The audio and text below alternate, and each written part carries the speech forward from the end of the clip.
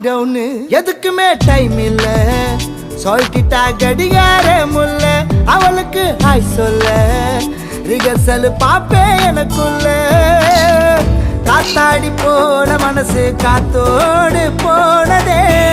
கடந்து மேகம் தொட்டு பாட்டிக்கு சேட்டலைட்ல இமெயில் ஐடி இல்ல அதனால லெட்டர் எழுதி தந்த பிளட்டால கோழி பிளட்டால